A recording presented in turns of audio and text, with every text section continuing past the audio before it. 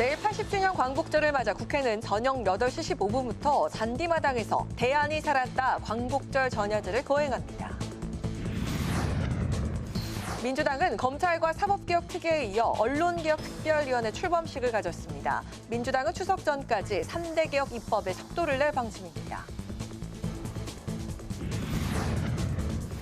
국민의힘은 김건희 특검의 당사 압수수색에 대해서 철야 농성을 벌이며 막았고 야당 탄압이자 정치 보복이라고 규탄했습니다.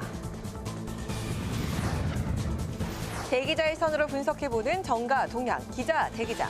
이재명 정부의 향후 5년을 이끌 국정청사진이 공개됐습니다. 87년 체제를 끝내는 개헌과 검찰청 폐지도 공식화한 가운데 핵심 내용을 살펴봅니다.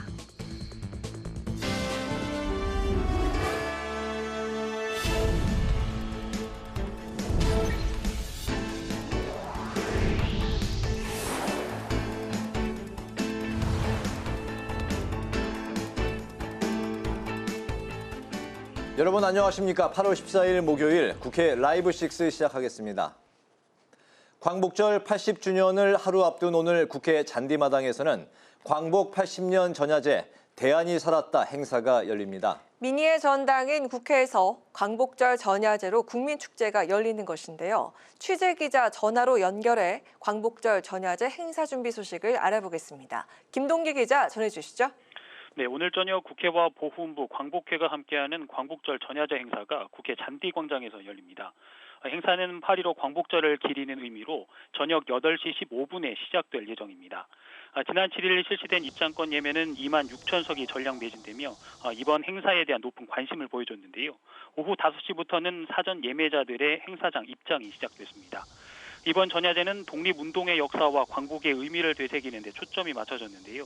이번 행사의 타이틀인 대안이 살았다는 외세의 폭력 앞에 맞서 수많은 민초들이 함께 싸워 되찾은 역사를 기억하자는 의미와 함께 여전히 대안으로 살아가는 우리의 삶을 재조명한다는 뜻이 담겼습니다. 전야제 무대에도 관심이 모아지는데요. 국회의사당 벽면을 활용해 독립군과 광복군의 투쟁, 그리고 광복의 순간들을 미디어 파사드와 드론쇼로 표현합니다. 또 가수 싸이 씨와 강산해 등 장르를 넘나드는 다양한 세대 아티스트들의 공연도 있을 예정입니다. 앞서 우원식 국회의장은 SNS를 통해 가장 큰 경축일인 광복절을 국민들과 함께 기념하고 축하하는 자리를 만들기 위해 이번 행사를 준비했다고 밝히기도 했습니다. 전야제에 앞서서는 잠시 후 저녁 7시에 독립기억광장 제막식이 열립니다. 국회 도서관 옆에 마련된 독립기억광장은 한 번도 조명받지 못했던 무명 독립군들의 넋을 기리기 위한 장소로 조성됐습니다. 광장 중앙에는 광개토왕비를 형상화한 기둥 2개가 우뚝 서 있는데요. 안쪽 좌우에는 독립정신의 기백과 혼을 담은 투명한 유리알로 장식돼 있고 겉면에는 홍범도 장군의 대한독립군 유고문과 종군기자 맥켄지가 만난 항일 의병의 목소리가 새겨져 있습니다.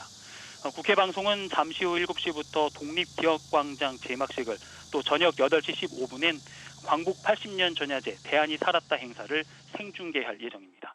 국회 방송 김동길입니다. 더불어민주당이 언론개혁특위를 출범시켰습니다. 검찰과 사법 그리고 언론까지 3대 개혁에 속도를 내는 모습인데요. 정당 사상 처음으로 평당원 중에서 최고위원을 뽑는 절차도 오늘부터 시작했습니다. 김지수 기자입니다. 검찰개혁특위와 사법개혁특위를 출범시킨 민주당이 오늘은 언론개혁특위를 발족했습니다. 특위위원장은 국회 과학기술정보 방송통신위원장인 최민희 의원이, 부위원장은 김현 의원, 간사는 노정면 의원이 맡게 됐습니다. 특위는 방송 3법 처리 이후에 언론 개혁 방향을 논의하고 추가 개혁안을 마련할 것으로 보입니다. 언론 보도와 유튜브 콘텐츠에 징벌적 손해배상제를 도입하는 내용도 논의하게 됩니다. 방송을 국민들에게 돌려드립니다. 언론의 폐해로부터 국민의 권리를 보호하겠습니다. 정 대표는 특히 방송법 중 남은 2개의 법도 통과시켜 언론개혁을 계속 이어가겠다고 밝혔습니다. 그러면서 이는 방송을 장악하지 않고 공영방송 사장을 낙하산으로 임명하지 않겠다는 이재명 정부의 기득권 포기 선언이라고 강조했습니다. 한편 민주당은 오늘부터 정당 역사상 최초로 평당원 중 최고위원을 선출하는 공개 선발 절차에 돌입했습니다. 당원 주권 정당을 실현하겠다는 정청래 당대표의 의지가 담긴 것으로 당의 핵심 의사결정 기구의 평당원의 목소리를 반영하게 된다는 점에서 의미가 매우 큽니다. 민주당은 오늘부터 20일까지 후보를 모집합니다. 이후 1차 서류 심사와 2차 면접 심사, 그리고 당원 배심원단 심사를 통해 후보자를 3명에서 5명으로 압축합니다. 이어 다음 달 3일 온라인 토론회와 합동 연설회를 열고 전당원 투표를 거쳐 4일 당선자를 발표합니다. 국회방송 김지수입니다. 김건희 특검이 어제 국민의힘 중앙당사 압수수색에 나섰지만 당의 거센 반발에 오늘 새벽 철수했습니다. 국민의힘은 긴급 의총을 열고 강력 대응에 나섰고 오늘 마지막 합동 연설회도 당사에서 온라인으로 진행했습니다. 강민지 기자입니다. 김건희 특검은 통일교회 권성동 의원 당대표 당선 지원 의혹 관련 교인들의 대거 입당 사실을 수사하기 위해 어제 오전 국민의힘 중앙당사를 찾았습니다. 그러나 송원석 비대위원장과 지도부, 김문수 후보 등이 밤샘 농성을 벌이며 반발했고 특검은 오늘 새벽 0시 40분쯤 빈손으로 철수했습니다. 국민의힘은 오늘 긴급 의원총회를 열고 특검의 압수수색 시도를 강력 규탄했습니다. 송 비대위원장은 특검이 500만 당원들의 이름과 주민번호, 당비 납부 계좌번호까지 요구했다며 명백한 야당 탄압이자 정치 보복이라고 반발했습니다. 이재명 정권이 만든 민중기 특검팀은 백주 대낮에 바로 이곳 제1야당 중앙당사에 쳐들어와서 500만 당원의 개인정보를 내놓으라는 식의 요구를 했습니다. 이것이야말로 폭거가 아니고 무엇이겠습니까? 의혹의 당사자인 권성동 의원도 비공개 의원총회에서 통일교 지원설은 전혀 사실이 아니고 금품 수수도 없었다고 반박했습니다. 국민의힘은 당원 명부를 절대 특검에 넘기지 않겠다고 밝히며 총력 저지를 선언했고 특검 항의 방문과 18일 추가 의원총회를 예고했습니다. 일산에서 열 예정이었던 경기, 강원, 제주 마지막 합동 연설회도 당과 수해 피해 상황을 고려해 당사에서 열린 가운데 탄핵 찬반으로 나뉜 후보들의 대립은 막판까지 이어졌습니다. 반탄 후보들은 당사 압수수색과 윤 전 대통령 부부 구속 등 특검 수사에 강한 비판의 목소리를 냈고 제1야당인 국민의힘을 무력화하고 대한민국 헌정 질서를 무너뜨리는 헌법 파괴 행위입니다. 국민의힘의 심장을 통과해서 이제 국민의 심장을 겨눌 것입니다. 찬탄 후보들은 친윤, 극우 세력과의 결별을 거듭 주장했습니다. 계엄을 찬양하면서 보수 정당의 핵심 가치인 법치주의를 말할 수 있겠습니까? 국민의힘을 지켜내기 위해서는 배신자 윤석열 전 대통령과 그 추종자들을 반드시 끊어내야 됩니다. 권역별 합동연설회를 모두 마친 국민의힘은 두 번의 방송 토론회를 거쳐 오는 22일 전당대회에서 새 당대표를 최종 선출할 예정입니다. 국회방송 강민지입니다. 광복 80주년을 맞아 이재명 정부는 내일 광화문 광장에서 국민 임명식을 개최합니다. 국민의힘과 개혁신당은 조국 전 대표와 윤미향 전 의원 사면 결정에 반발해 불참을 선언했고 민주당은 야당 불참 사유를 두고 핑계에 불과하다고 비판했습니다. 한규미 기자가 전합니다. 이재명 대통령의 정식 취임식 격인 국민임명식이 내일 광화문 광장에서 열립니다. 조기 대선으로 인해 이 대통령 취임식은 선거 다음 날인 6월 4일 국회 중앙홀에서 약식으로 진행됐고 내일 국민들이 참여하는 국민임명식이 사실상 정식 취임식입니다. 국민의힘은 조국 전 조국혁신당 대표와 윤미향 전 민주당 의원에 대한 사면 결정에 반발해 국민임명식에 참석하지 않겠다고 밝혔습니다. 송원석 국민의힘 비상대책위원장 겸 원내대표는 정부를 향해 관세 협상 실패와 노조 청구서 납부, 그리고 조국 전 대표와 윤미향 전 의원 사면으로 악화일로만 걷고 있다고 지적했습니다. 셀프 대관식을 벌이려는 모습은 도저히 납득하기 어렵습니다. 무엇보다 지금 우리가 처한 현실이 대선 승리의 축포를 터뜨리며 소위 명비어천가를 울릴 상황인지 되묻고 싶습니다. 개혁신당도 국민의힘과 같은 이유로 국민임명식 불참을 선언했습니다. 민주당은 국민통합을 추구해야 할 국민임명식을 앞두고 국민의힘이 반통합적 행보를 보이고 있다고 비판했습니다. 또 국민의힘이 조국 전 대표와 윤미향 전 의원의 사면을 불참 이유로 든 것은 핑계거리에 불과하다고 지적했습니다. 더 큰 죄를 저질렀던 이명박, 박근혜 전 대통령 사면될 때 그분들은 어떤 반응을 내세웠는지 참 궁금하기도 합니다. 우호적으로 평가하는 일은 없을 것 같다. 한편 국민 임명식에는 공식 초청 인원 만여 명을 포함해 경찰 추산 약 4만 명의 인파가 몰릴 것으로 예상됩니다. 국회 방송 한규미입니다.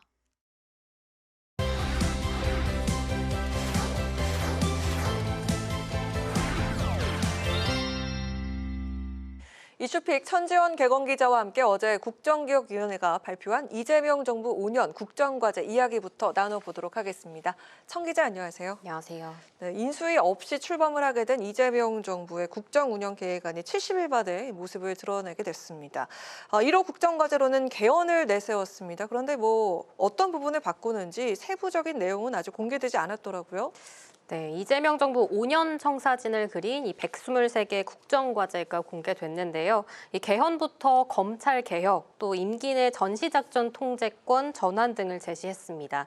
이 어제 발표한 국가 비전, 이 국민이 주인인 나라, 함께 행복한 대한민국이라는 기치 아래 이 5대 국정 목표, 23대 추진 전략, 그리고 그 밑에 123개 국정과제와 그 아래 564개의 실천 과제가 있습니다.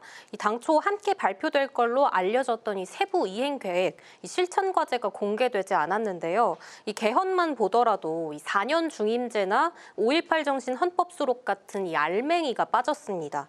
이 국정기획위 대변인을 맡았던 조승래 민주당 사무총장은 이 대통령이 그간 약속한 내용들이 들어가 있다고 말했습니다. 이 지난 재헌절 당시 이 대통령은 권력기관 개혁, 이 자치분권 확대, 국민기본권 강화 등의 내용이 헌법에 포함되어야 한다고 밝힌 바 있습니다.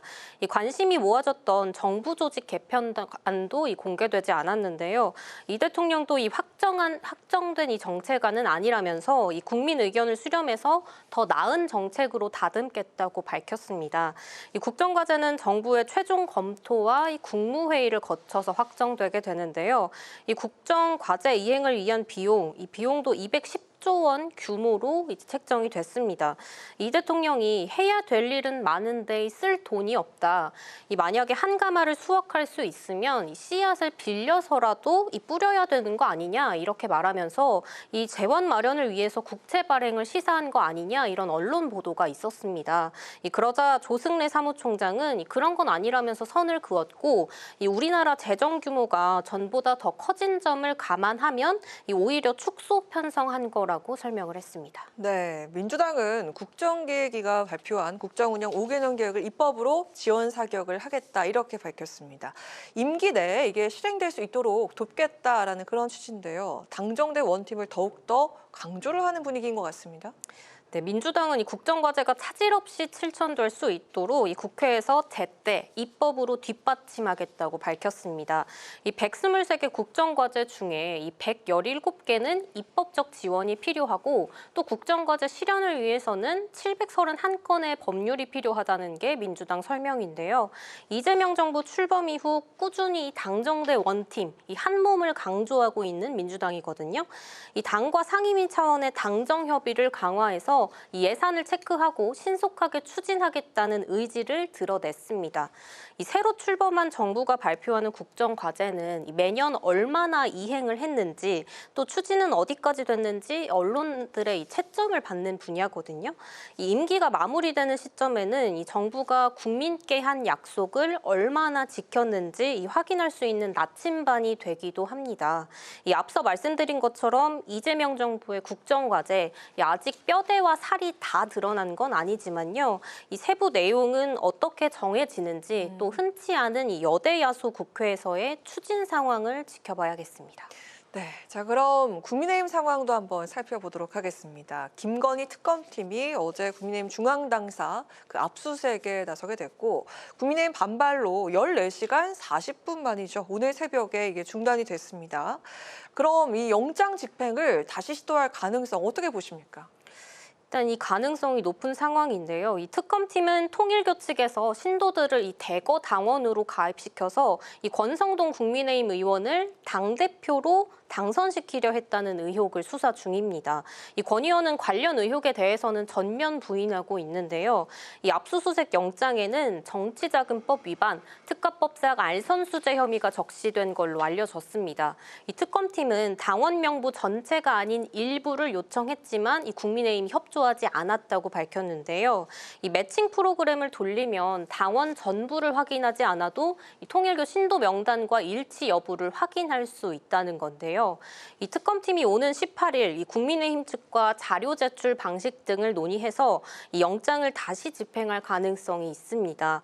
이 국민의힘은 영장의 요청 자료가 특정되지 않아서 이 임의 제출 방식으로도 협조가 어렵다는 입장입니다.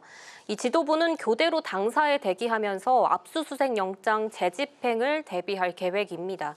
이 탄핵과 계엄 등 의견이 첨예하게 갈리던 당권 주자들도 이 특검에 정치적 의도가 있다면서 이 국민의힘을 해산시키려 하고 있다면서 이 비판의 목소리를 내고 있습니다. 이 당내에선 민주당이 이 국민의힘 해산을 지속적으로 언급하는 상황에서 이 특검 압수수색은 보조를 맞춘 정치 공작이라는 비판이 나옵니다. 네, 자 그리고 국민의힘 전당대회 그 부산에서 1차 합동연설회에서 소란을 일으켰던 전한길 씨에 대한 국민의힘 윤리위원회 징계 결정도 살펴보도록 하겠습니다. 경고 조치가 내려졌는데 이게 징계 수준 중에 가장 낮은 수준인 거 아닙니까? 이 전시 소명이 대부분 받아들여졌다 이렇게 보면 될까요? 그렇습니다. 이 징계 수위를 보면 경고가 가장 약하고 그 다음에는 당원권 정지, 탈당 권유, 제명 순으로 이 중징계에 해당합니다. 이 앞서 송원석 비대위원장이 전한길 씨에 대해서 이 전당대회를 분열과 갈등의 장으로 만들었다, 이 엄중 경고한다고 말한 뒤에 이 전당대회 출입도 금지되면서 이 제명 가능성이 한때 거론되기도 했었는데 이 경징계로 상황이 종료됐습니다. 이 여상원 윤리위원장은 전 씨가 소명 자리에서 자신의 잘못에 대해 반성을 했고 이 제명 결정을 내리더라도 승복하겠다는 태도를 보였다고 말했는데 이 부분이 윤리위원들에게 진정성 있게 받아들여진 걸로 보입니다. 이 전 씨가 합동연설회에서 탄핵을 찬성한 후보들에게 이 배신자라고 소란을 벌인 것에 대해선 이 책임 당원들 쪽에서 먼저 배신자라는 말이 나와 우발적으로 당원석으로 간 걸로 확인됐다고 여 위원장은 설명했는데요. 이 선관위에서는 전 씨가 다른 언론인의 비표를 받고 기자석에 있었다고 밝힌 바 있는데 이 여 위원장은 전 씨가 자신의 이름을 대고 직접 비표를 받았다고 설명한 부분에서 이 전 씨 말이 맞겠다고 판단했다고 합니다. 이 윤리위원들은 이게 징계거리가 되냐, 이 사실상 주의 조치를 하자는 주장과 이 징계는 해야 하지만 이 낮은 수위인 경고로 하자, 이런 의견으로 갈렸다고 하는데요. 이 다수결에 따라서 이 경고 조치가 결정이 됐습니다. 이 오늘 소명을 위해 국민의힘 당사를 찾은 전 씨는 이 기자들과 만나서 자신은 가해자가 아니라 피해자다, 이 전당대회를 방해할 생각은 없었다고 말했고요. 이 또 징계 조치가 내려지면 형평성을 지적할 거라면서 이 한동훈 전 대표의 이 당원 게시판 논란을 언급하기도 했습니다. 네, 오늘 이슈픽은 여기까지 들어보도록 하겠습니다. 천지원 기자와 함께했습니다. 고맙습니다.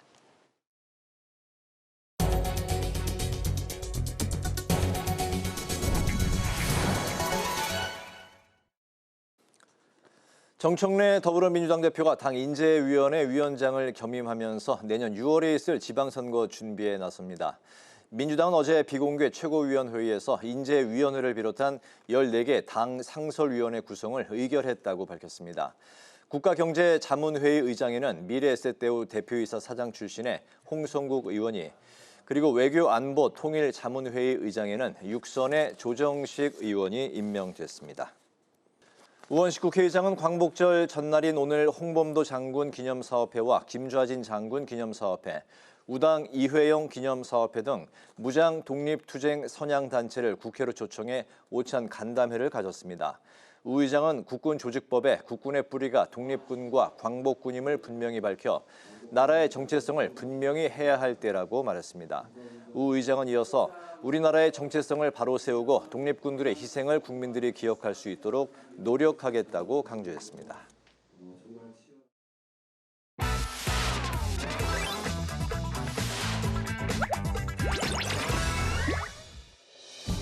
8월 14일 강아랑이 전해주는 정치권의 뜨거운 말말말 강아랑의 정치랑입니다.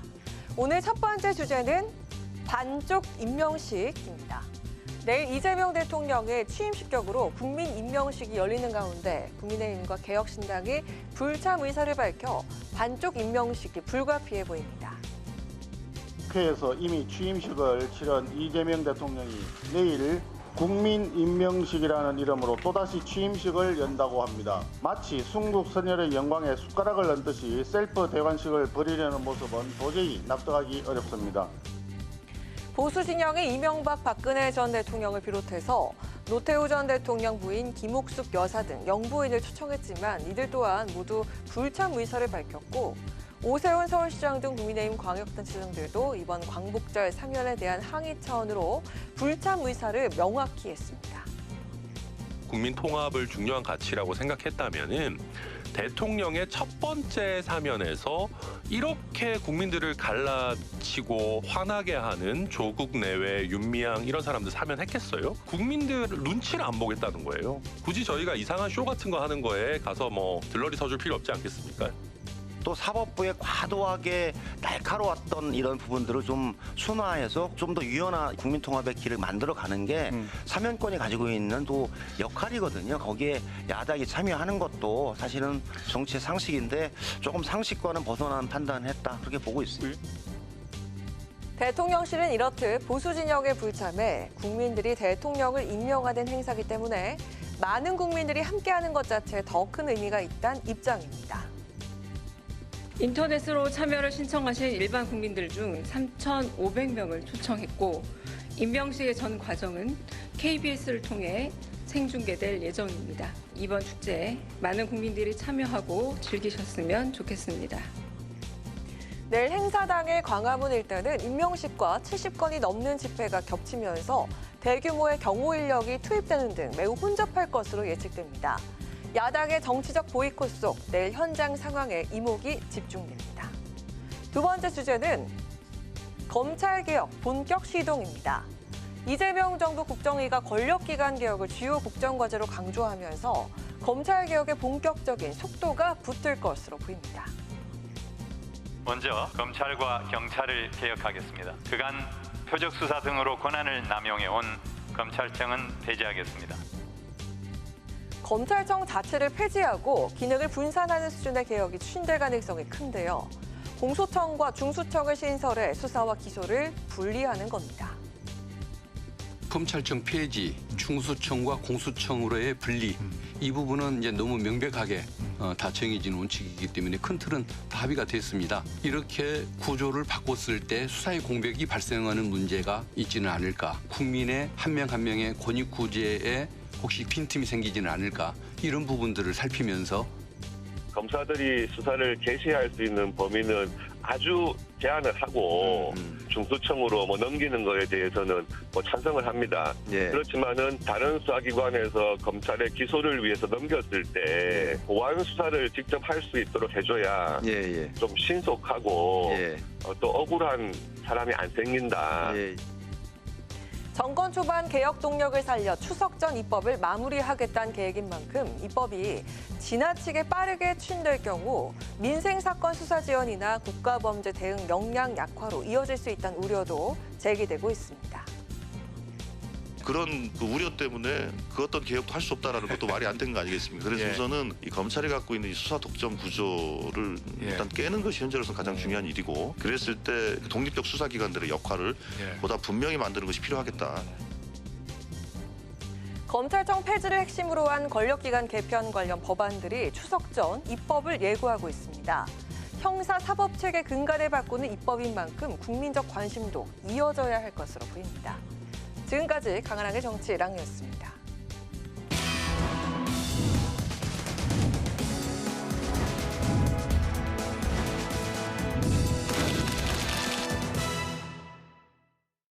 네, 정치권 동향을 대기자의 시선으로 짚어보는 기자 대기자 시간입니다. 오늘도 최병묵 전 TV조선 해설위원, 성환용 한겨레신문 선임기자 두 분과 함께하겠습니다. 어서 오십시오. 반갑습니다. 네, 안녕하세요. 오늘은 성 기자님께서 발제해 오셨죠? 예, 국정기획위원회에서 국정운영계획을 발표한 게 있고요. 또 8월 15일 광화문에서 국민 임명식을 하는데 아무래도 반쪽이 될 것 같습니다. 이런 네네. 정치 현안 가지고 토론해 보면 좋을 것 같습니다. 알겠습니다.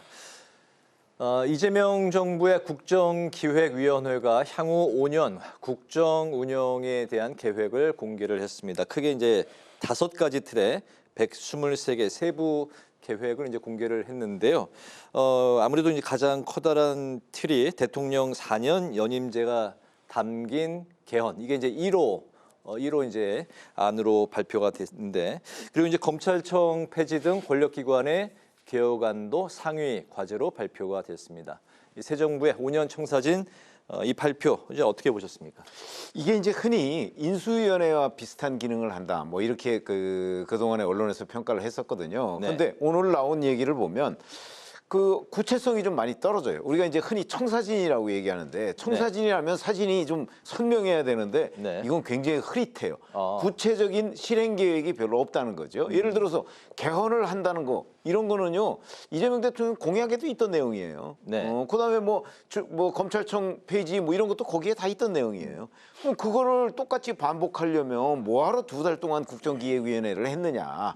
그럼 국정기획위원회를 해서 뭔가 청사진을 제기하려면 적어도 개헌의 뭐 로드맵이나 아니면 개헌의 시기나 뭐 이런 것들이라도 개략적으로나마 그 좀 더 진전된 얘기를 내놨어야 되는 것 아니냐. 다른 사안도 다 마찬가지고요.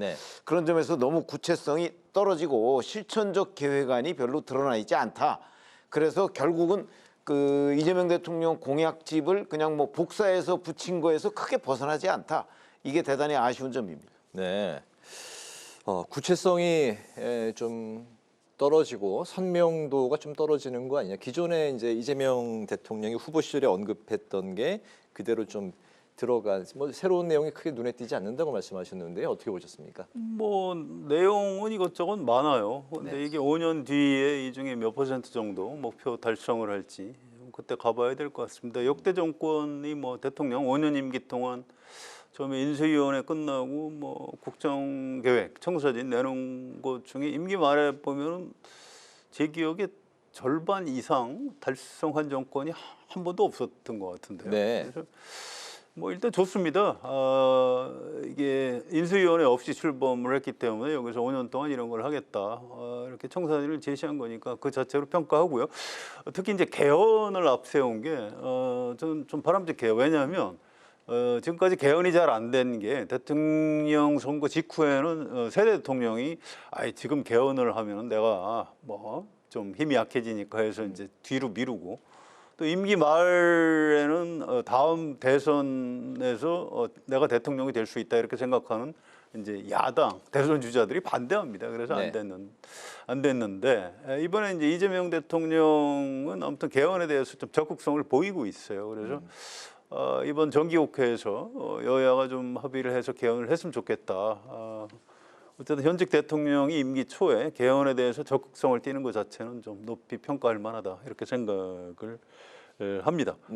어쨌든 오늘 쭉 발표한 내용보다도 저는 개혁이라는 게 무엇을 할 것인가보다 이걸 어떻게 할 것인가가 더 중요하다고 봅니다.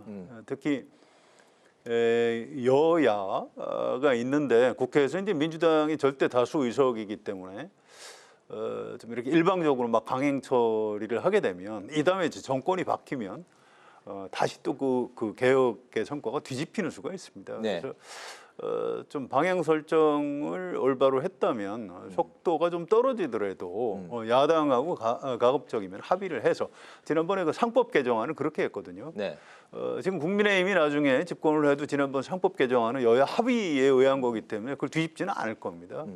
오늘 민주당 정권 이재명 정부에서 내놓은 이런 개혁 과제들도 가급적이면 야당하고 합의를 해서 추진을 해 나갔으면 좋겠다 이런 생각입니다. 근데 그 상황은 실제 이제 민주당 분위기는 특히 이제 검찰 사법 개혁은 추석 전에 그 어느 정도 좀 완료 분위기로 가는 그런 상황인 것 같습니다. 여러 차례 공언을 했으니까 속도에 상당히 방점을 찍고 있는 것 같아요. 검찰 개혁에 대해서는 일단 국민 공감돼 있는 것 같고요. 네. 그런데 그 말고도 다른 과제들이 많거든요. 예를 들어서 뭐 사법 개혁이라든가 이런 거는 대법원의 의견도 충분히 들어가면서 네. 국민 공감을 얻어가면서 추진을 하는 것이 올바른 길이다 이렇게 생각합니다. 네, 개헌 관련해서는 이제 대통령 4년 연임제가 담긴 개헌. 내년 지방선거 때 이제 국민투표에 같이 붙이는 안도 검토가 되고 있는 것 같습니다. 어떻게? 아니 그러니까 여러 가지 검토안 중에 하나예요. 네. 그러니까 뭘 어떻게 하겠다. 적어도 자 집권당에서는 뭘 어떻게 하겠다. 이걸 이제 제시하고 야당과 대화하는 과정에서 조금 수정하는 건 가능한데 네. 지금 집권당에서 뭘 어떻게 하겠다는 게 명확하지가 않다는 거죠. 알겠습니다. 그래서 저는 국정기획위원회에서 그런 부분을 명확하게 제시했어야 한다. 이걸 말씀드리는 겁니다. 알겠습니다. 다음 이슈는 이제 좀 넘어가겠습니다. 내일 진행될 광복절 국민 임명식에 보수 성향의 야당 의원들 그리고 전직 대통령들이 불참 의사를 밝혔습니다. 이번 행사는 이재명 대통령의 취임식 격으로 광화문 광장에서 열릴 예정인데요. 앞서 이제 국민의힘과 개혁신당은 조국 전 대표 사면의 항의에서 불참을 결정을 했습니다.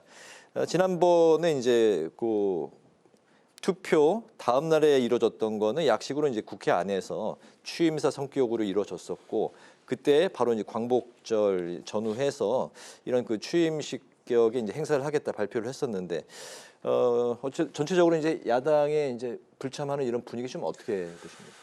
일단 좀 구분을 해야 되는데요. 오전에 경축식에는 야당 지도부가 참여를 한다고 그렇게 밝혔습니다. 그래서 네. 8.15 광복절 행사 전체가 반쪽이 나는 건 아니고요. 오전에 이제 정부 공식 행사 경축식에는 정상적으로 여야 정치인들이 다 참여해서 이루어집니다. 그런데 이제 광화문에서 진행하는 저녁에 국민 임명식에게는 이제 못 가겠다. 네. 뭐 이런 건데요. 그 이제 야당에서 이제 조국 전 대표 사면 때문에 이제 반발하는 그런 측면이 있지만. 이게 좀 미묘해요. 사실은 이제 이재명 대통령이 정식 취임식 없이 이번에 고리 대선이었기 때문에 국회에서 이제 취임 선서만 하고 대통령이 됐다.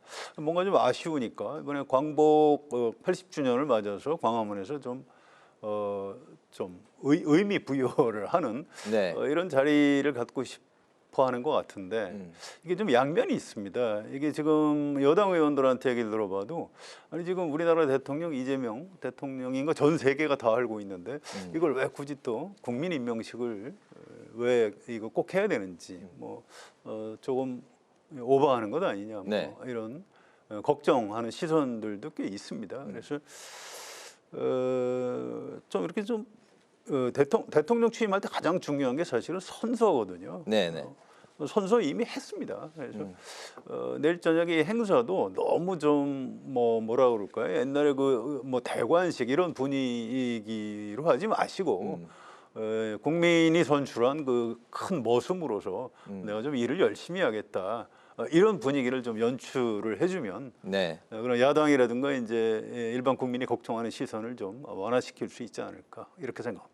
네, 말씀하신 대관식이란 표현은 이제 국민의힘이 비판하면서 지금 이제 쓰고 있는데 어쨌든 이제 국민 임명식 행사를 통해서 이제 여당 쪽에서는 정부 쪽에서는 좀 국민 통합 이런 걸 이제 도모하려는 취지가 이제 있었는데 어쨌든 이제 보수 성향의 기본적으로요. 네.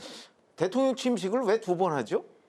취임 선서한 게 취임식입니다. 그렇죠? 그때는 이제 정식 명칭은 취임식이 아니라 취임사였던 걸로 기억을 합니다. 아니 취임사와 취임 선서가 취임 선서하면 그게 취임식이에요.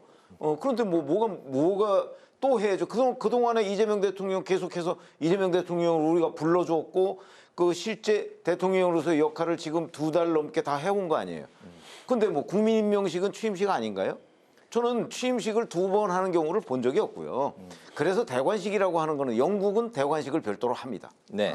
그렇기 때문에 저는 이게 야당에서 대관식이라고 하는 일종의 비판적 논조가 뭐 그렇게 크게 무리가 아니라고 생각하거든요. 더군다나 지금 뭐 경제도 어렵고 그렇다고 하는데 왜 또 돈 들여서 굳이 취임식이라는 걸 국민 임명식이라는 이름으로 하느냐 이거죠. 그래서 저는 이번에 뭐 사면에 대한 야당 측의 불만 이런 게 없더라도 저는 아마 야당 측은 원래부터 이 임명식이라는 제2의 취임식에 불참하는 거를 깊이 아마 검토를 했을 거라고 저는 봐요. 왜냐하면 이게 저부터도 취임식을 2번 할 이유가 없는데 지금 이런 식의 뭐 이름을 뭐로 붙였든 간에 이런 식으로 하는 거는 저는 부당하다고 생각을 하기 때문에 야당이 아마 그런 점에서 참석할 수가 없었을 거고요. 처음부터 이렇게 하면 야당이 참석하지 않을 것이다라는 거를 저는 그 이재명 대통령 측도 알고 있었을 거라고 생각합니다. 대단히 무리한 기획이다 생각합니다. 기획 자체가 야당이 좀 보수 성향의 야당이 참석하기가 힘든 그런 기획이었다? 아니 취임식을 2번 한다는 데에 대해서 동의하지 않을 거라는 거지. 예, 알겠습니다. 어제 김건희 특검팀이 통일교 무더기 당원 가입 의혹을 조사하기 위해서 국민의힘 중앙 당사를 압수수색했습니다. 국민의힘은 반발하면서 이제 농성을 벌였고 수사는 오늘 새벽에 중단이 됐는데 앞으로 이제 이 김건희 특검의 수사가 좀 어떻게 전개가 될까요? 글쎄요, 일단 정당 당사에 가서 당원 명부를 달라. 좀 굉장히 좀 무리해 보이죠. 그래서 국민의힘이 반발하는 게 이제 당연합니다. 그런데 이게 이제 그 법률 전문가들한테 물어보니까 이게 판사가 국민의힘 당원 명부를 다 압수수색해라라고 사인했을 리가 없다는 겁니다. 그러니까 지금 영장 내용이 공개가 안 돼서 그런데 아마 어떤 시기라든가 경로 같은 거를 특정해줬을 가능성이 있어요. 또 이 특검도 결국 국민의힘 의원들이 막아서니까 영장 집행을 안 했거든요.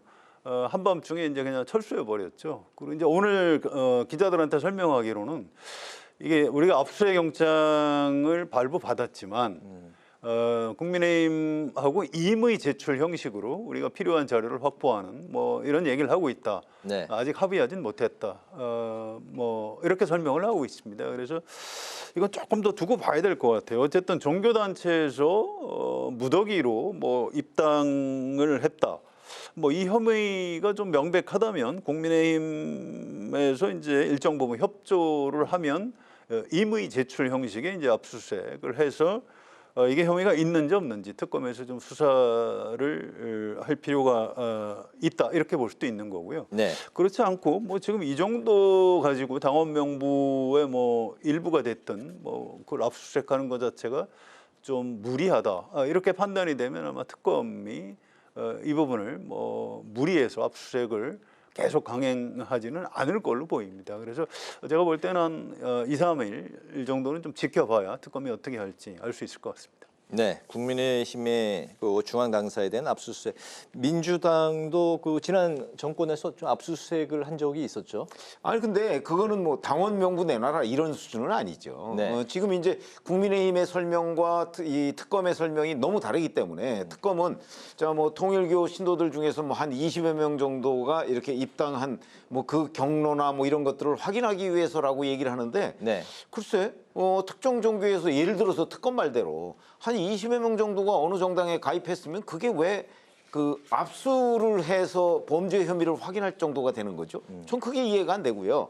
근데 이제 국민의힘에서는 500만 당원 명부를 다 내놓으라고 그랬다는데 글쎄 그랬을 것 같지는 않아요. 그러면 아마 압수수색 영장 자체가 발부가 안 됐을 거고요. 그래서 양쪽의 말이 너무 달라서 저희도 뭐 어느 걸 단정해서 얘기할 수는 없겠는데 기본적으로 당원 명부, 특히 야당의 당원 명부라는 거는요. 그 당원 명부가 공개되는 것 자체에 대해서 야당 당원들 자체가 굉장히 부정적으로 보고 있습니다. 그러니까 그걸 그 특검도 검찰인데 그걸 내놔라 어떤 형식으로든 그 점에 대해서 전 잘 이해가 되지 않고요. 그 민주당이라면 그거 내놨겠습니까? 그런 점에서 본다면 자 구체적으로 특검이 뭘 어떻게 수사하려는가 하는 부분을 국민의힘 측에 잘 설명을 해서 상호 합의하에 받지 않으면 아마 불가능해질 겁니다. 네, 알겠습니다. 이런 가운데 국민의힘 윤리위원회가 전한길 씨에게 경고 징계 조치를 내렸습니다. 여상원 중앙윤리위원장은 언론 보도와 전 씨가 소명한 내용이 서로 달라서 일치된 의견을 내리지 못했다고 설명했습니다. 전 씨가 행동이 우발적이었고 또 반성을 하고 있고 재발 방지를 약속했기 때문에 경고 조치를 내렸고 일부 그 윤리위원들은 주의 조치를 이제 권고하기도 했는데 결국에 이제 경고 조치로 내렸다고 이렇게 이야기를 했습니다. 윤리위 결정 어떻게 보셨고 국민의힘의 전체적인 이제 앞으로 한 일주일 후에 전당대회에서 당대표가 선출이 될 텐데 연계해서 좀 말씀을 들어볼까요?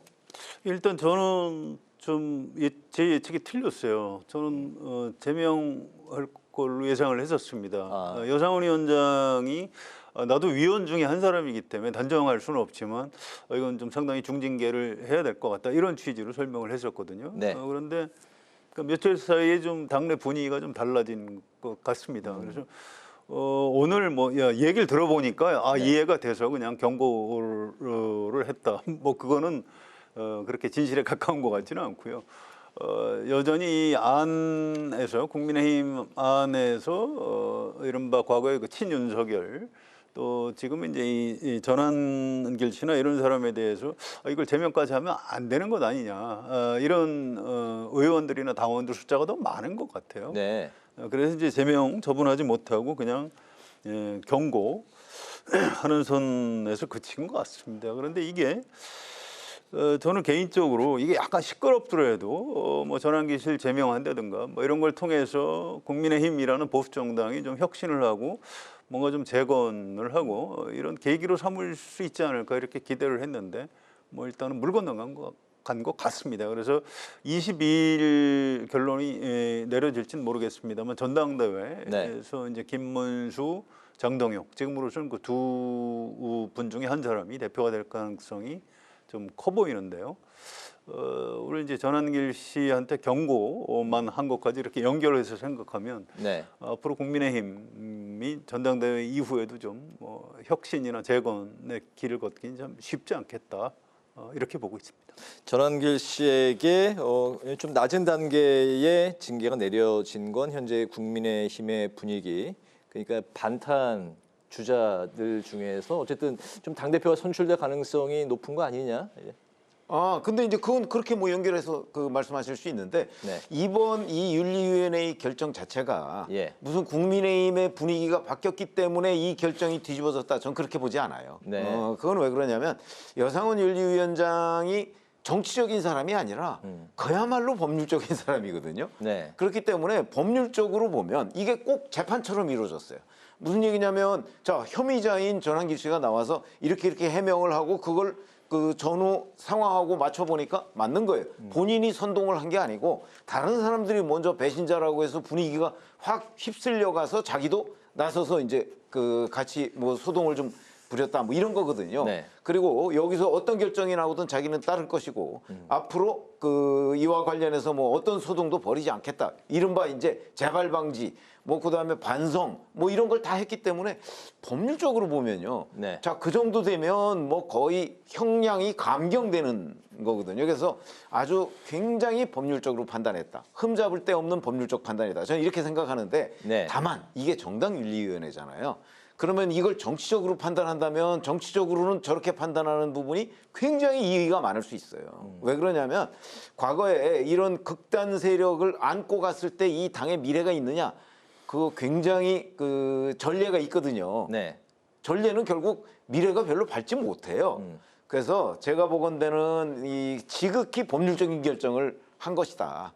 그런데 이게 국민의힘의 앞으로 혁신과 회생 이런 부분에는 장애물이 될 가능성이 더 높다 이렇게 봅니다. 저도 이제 최 의원님 말씀에 전적으로 공감하고요. 그래서 참 아쉽다 이제 이런 생각을 합니다. 이번에 정부적 판단까지 좀 했어야 되는 것 아닌가? 저도 이제 그 얘기를 하고 싶고요. 이게 이제 국민의힘이라는 보수 정당만의 문제가 아니에요. 지금 국회 의석도 절대 다수 의석을 민주당이 확보하고 있고 대통령도 민주당 후보였던 이재명 대통령이 하고 있거든요. 그런데 이 정부 여당을 견제해야 되는 게 야당이 굉장히 중요한 책무입니다. 그래서 지금 10%대까지 떨어졌다가 이제 최근에 좀 반등을 하고 있는데 국민의힘이 너무 우리 국민의 외면을 받고 있어요. 그런 상태에서는 정부 여당이 좀 너무 또 마음대로 함부로 하고 독주할 수밖에 없습니다. 그러면 우리 국정을 이끌어가는 정치 체제 전체가 지금 문제가 생길 수밖에 없는 겁니다. 그래서 이 전환길 씨 개인에 대한 뭐 평가는 다를 수 있는데 어쨌든 뭐 보수 정당이 국민의힘이 좀 혁신하고 좀 재기하는 이런 계기를 좀 하루빨리 좀 잡았으면 좋겠다 이런 생각입니다. 네, 민주주의의 기본 원칙인 견제와 균형, 우리나라 정치 발전을 위해서도 국민의힘이 좀 혁신과 쇄신을 위해서 좀 분발하기를 촉구한다. 그렇습니다. 예, 말씀을 하셨습니다. 민주당은 검찰개혁 특위, 사법개혁 특위에 이어서 언론개혁 특위를 출범시켰습니다. 최민희 과방위원장이 특위 위원장을 맡았고 방송 3법 처리 이후에 방통위와 방심위 조직 개편, 또 언론 보도에 대한 징벌적 손해배상제 등을 논의하게 되는데요. 언론개혁 특위가 향후 정치권과 언론에 어떤 영향을 주게 될지 오늘 두 분의 마지막 이슈로 여쭤보겠습니다. 우리가 과거에 개혁이라는 이름으로 행해진 여러 가지 변화들을 많이 목격을 했어요. 네. 그런데 지금 그 민주당이 하고자 하는 언론개혁, 뭐 사법개혁, 검찰개혁 뭐 이런 것들이 과연 우리가 중립적으로 볼 수 있는 그 개혁의 방향대로 지금 유지되고 있는 것이냐, 그 방향을 지향하는 것이냐, 네. 또 제도를 그렇게 만들었다고 해서 그 운용까지도 중립적으로 될 것이냐. 저희는 그동안에 그 보아온 경험이나 이런 것들을 봤을 때는 그렇게 유지가 안 되거든요. 네. 지금 뭐 언론개혁 쉽게 얘기하면 이진숙 방송통신위원장 그 뭐 몰아내려고 하는 거 아닌가요? 궁극적인 목적이? 전 뭐 그런 뭐 징벌적 손해배상제 뭐 그건 좀 별개의 얘기를 할지라도 네. 그렇기 때문에 이런 것들이 그 제도를 만들어 놓고 그 제도를 어떻게 운영하느냐와 관련이 돼 있기 때문에 지금 그 민주당에서 하고자 하는 저런 여러 가지 특유의 방향 이런 것들이 저는 뭐 찬성하는 것도 있고 그렇지 않은 것도 있습니다만 네. 그 운용이 제대로 돼야 한다. 이런 관점에서 본다면 지금 막 그 몰아치듯이 저렇게 하는 것이 더군다나 그 야당 의견은 거의 듣지도 않고 지금 그 일방통행하고 있잖아요. 그런 것들이 굉장히 우려되는 부분이 많다고 생각합니다. 네. 그 민주당은 이제 최 의원님이 말씀하신 거하고는 좀 이제 많이 다르게 이제 정권을 쥐고 있는 정당이 언론 장악을 하지 못하게 기득권을 내려놓는 그러니까 게 그게 민주당 목적이다. 설명인데 네. 과거에도 보면 그렇게 되지 않더라고요. 인정하지 않는다는 말씀이신 거죠? 예. 아니 그 과거 경험적으로 우리가 알고 있습니다. 네. 성 의원님은 어떤 말씀하실까요? 그러니까 이제 이것도 사실은 여야가 합의하는 게 좋아요. 그래야 이 다음에 또 정권이 바뀌어도 이른바 언론 개혁이 바뀌지가 않는 거죠. 그런데 지금으로서는 별로 잘 합의가 될 것 같지 않고요. 네. 이제 국민의힘에서도 뭐 하지 마라 이렇게만 할 게 아니고 어차피 언론 개혁이 필요하니까 그럼 이렇게 하자라고 대안을 좀 제시를 해줬으면 좋겠다 이런 생각이 있습니다. 그래서 양쪽 안을 가지고 좀 타협하고 조정을 하고 하면 될 것 같은데 지금 또 국민의힘도 그냥 너무 무조건 반대만 하고 이거 언론 개혁 이렇게 하면은 친민주당 성향의 단체들이 이사들을 추천해서 공영방송을 다 이른바 진보 진영에서 가져가는 것 아니냐 이렇게 얘기를 하는데 네.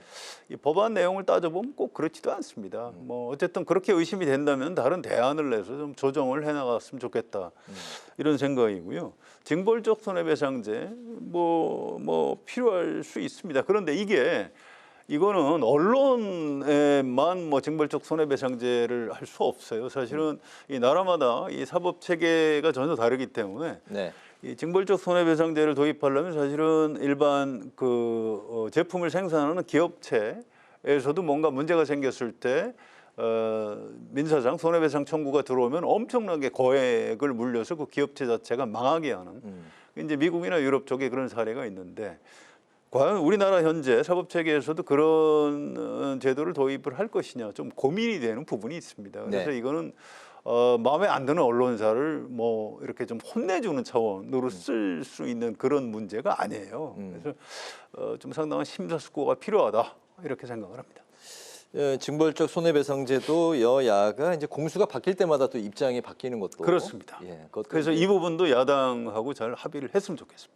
야당이 아까 이제 대안을 내놓지 않고 있다고 했는데 그 언론 개혁에 대한 안을 그 국민의힘이 특별히 어떤 대안을 갖고 아니 이제 협의를 하자고 하면 대안을 내놓겠죠. 네. 근데 지금 뭐 협의할 생각이 없는 거 아니에요? 당내 특위입니다, 이게. 예. 만약에 진짜 필요하면 국회 내에서 특위 만들어서 협의하면 되겠죠. 네, 알겠습니다. 마무리로 두 분의 오늘의 한 줄 논평 듣겠습니다. 오늘은 최 의원님부터 들어볼까요?